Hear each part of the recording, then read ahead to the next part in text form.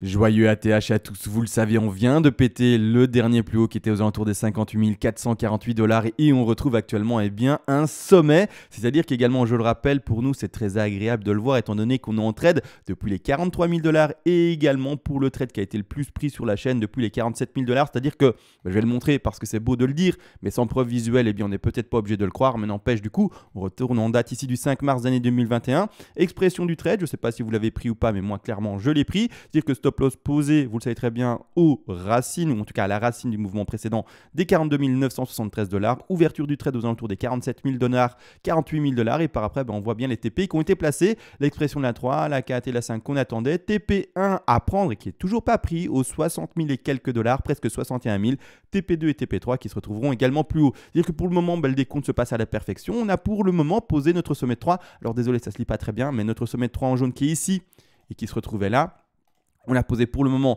ici et malgré tout, actuellement, on a fait potentiellement une quête très faible, mais on va en parler parce que oui, dans les commentaires également, comme vous devenez de plus en plus formé, entre guillemets, si je peux m'exprimer de cette manière, c'est-à-dire en fait perfectionner également en Elo Wave à force de me suivre, de vous renseigner, également et bien de pratiquer. Certains dans les commentaires sont en train d'hésiter sur le décompte par rapport au fait de poser sa 3 jaune déjà maintenant. Je suis dans le même cas et je vais vous expliquer du coup comment est-ce qu'on réagit quand on est dans une certaine hésitation, non pas par rapport au plan boule, d'accord? Nous, l'objectif c'est de monter, mais par rapport au décompte même, et est-ce qu'on n'aurait pas vu la hausse trop faible par rapport à ce qui est en train de s'effectuer? On n'a toujours pas touché les TP, etc., qui vont monter jusqu'aux 72 000 malgré tout, mais quand même, est-ce que le BTC peut monter plus haut? Et comment du coup, en fait, réellement sur son trade, on va agir par rapport, entre guillemets, à cette hésitation de décompte, parce que en fait il faut également parler de factuel, de réel. Qu'est-ce qu'on fait quand on hésite, d'accord, par rapport à la hausse? Comment est-ce qu'on doit réagir? On va parler de ça bien entendu. On va également parler du stop loss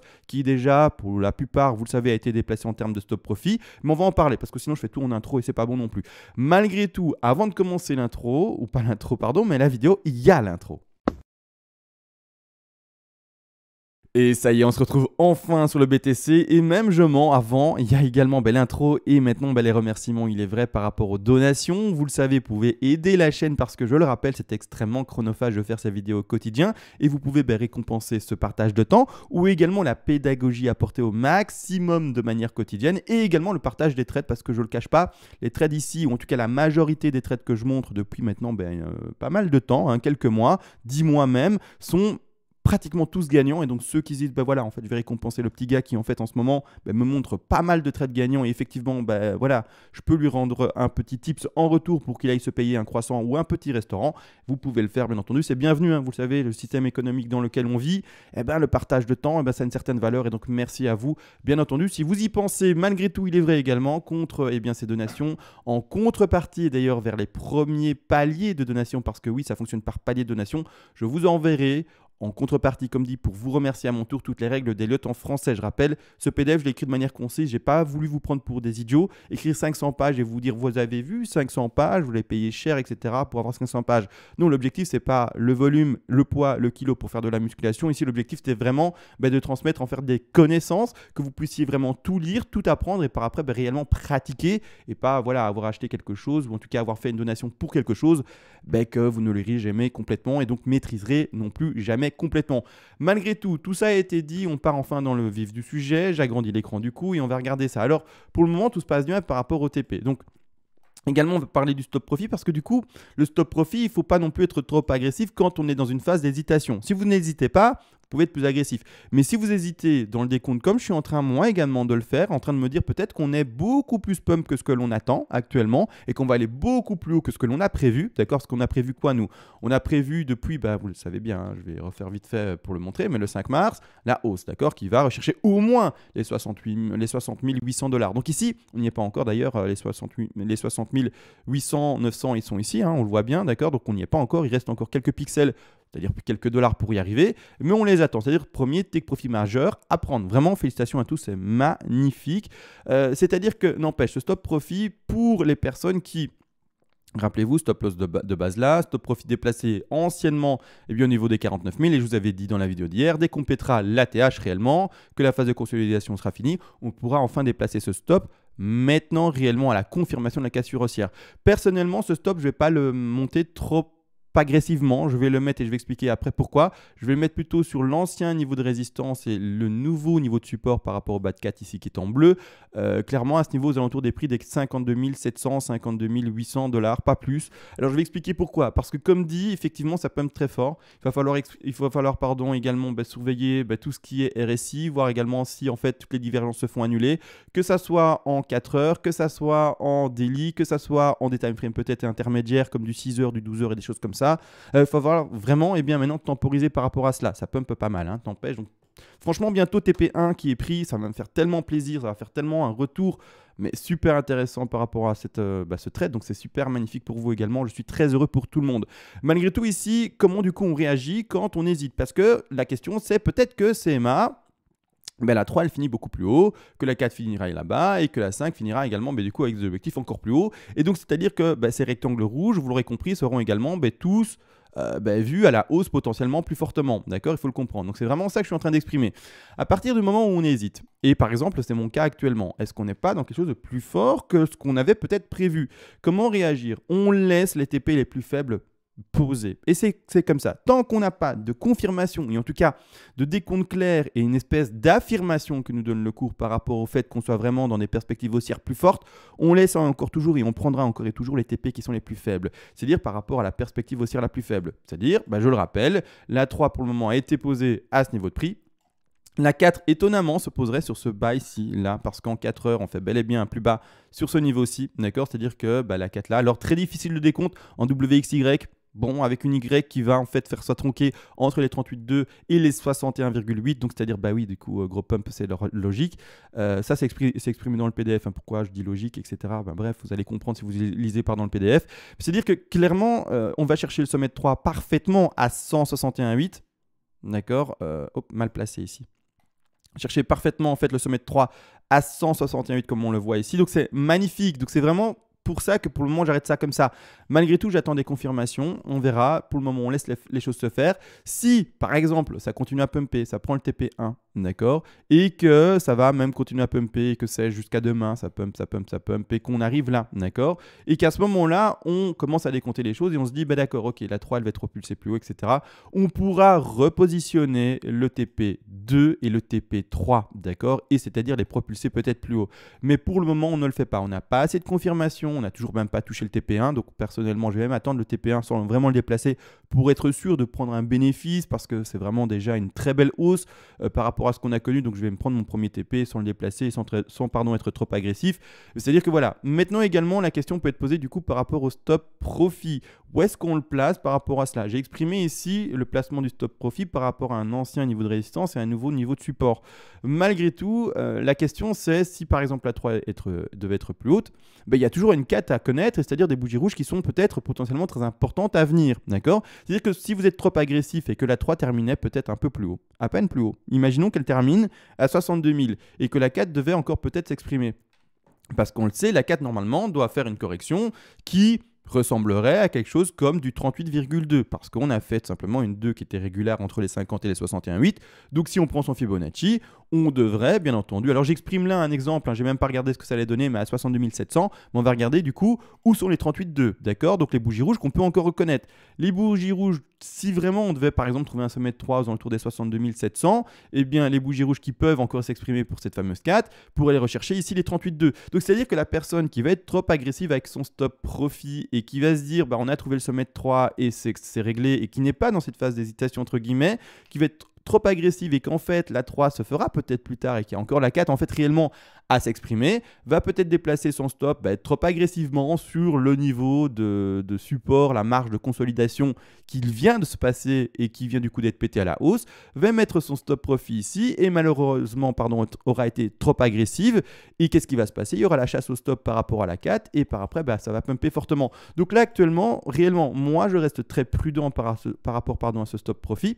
Je vais le laisser par rapport à là-bas, l'ancien niveau de résistance et le nouveau niveau de support, sans être trop agressif, sans être du coup trop gourmand sur ma situation et je vais laisser le cours se faire. C'est comme ça que quand on est dans une situation du coup d'hésitation, il faut pour moi se comporter, être prudent, d'accord, attendre des confirmations de réels marchés plus fortement haussiers, d'accord, et une fois qu'on a des confirmations, On va par après bien simplement se repositionner par rapport à un réel nouveau sommet de 3 qui aura été peut-être plus fort, un réel plus bas de 4 et par après on va de nouveau déplacer son stop profit au moment où on aura les confirmations de la 3, de la 4 et de nouveau l'extraction vers le haut pour la 5.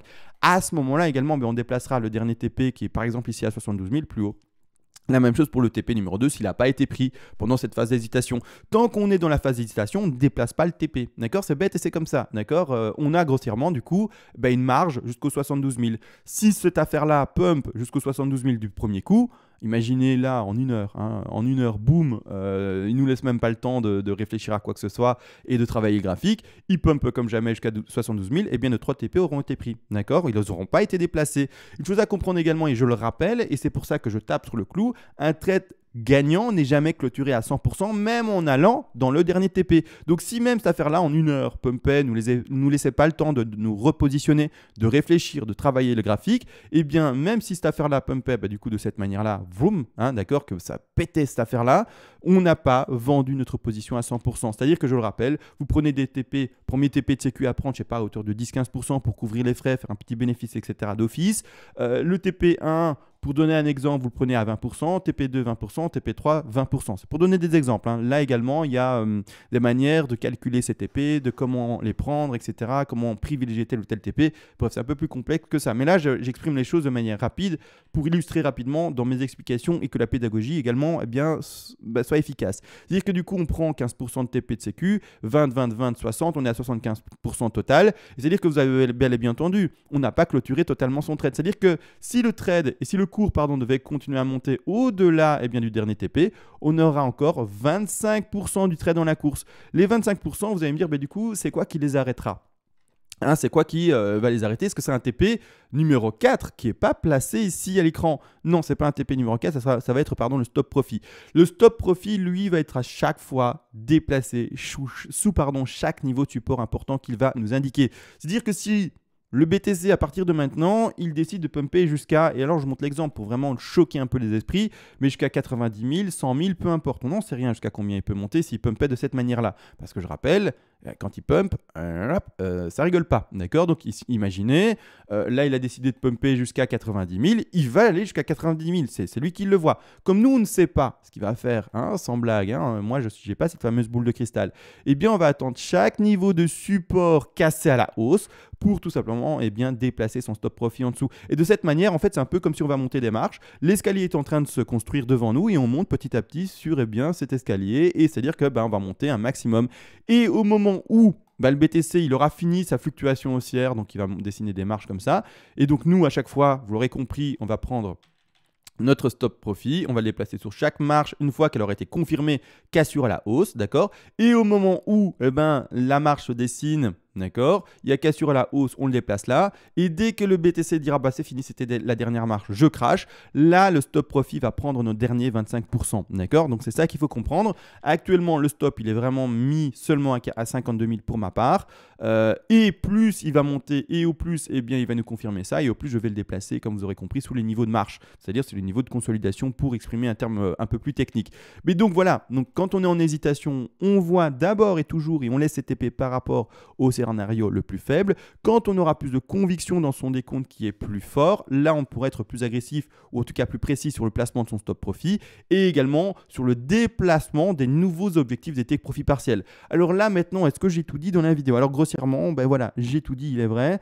Grosse vidéo pour expliquer surtout comment finalement se positionner et comment surtout se repositionner par rapport à une hésitation, par rapport à un décompte potentiel. C'est-à-dire que là le trade va être gagnant et quand on hésite, on prend les TP qu'on a placés initialement et dès qu'on a des confirmations plus fortes pour un décompte alternatif qui se monte plus fort, là ok on prend les nouvelles positions et on remet ces TP de manière plus correcte, d'accord, par rapport au nouveau travail qui aurait été mis. Pour le moment, du coup vous aurez compris, je n'ai pas encore assez de confirmation pour dire que notre 3 va d'office aller en extension.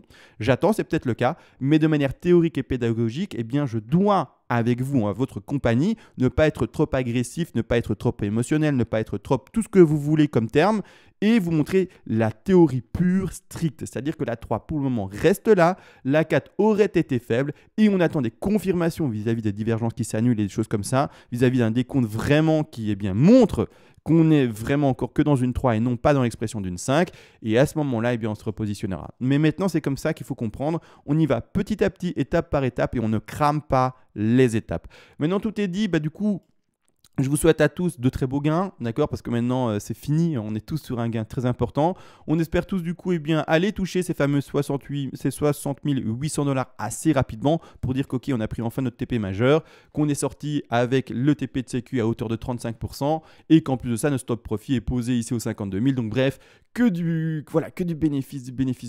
Félicitations à tous, bien entendu sur ces derniers trades. Je vais vous laisser, je ne vais pas faire plus long et on se voit comme toujours s'il se passe des choses rapidement ou au plus tard, normalement à demain. Et sur ce, ciao.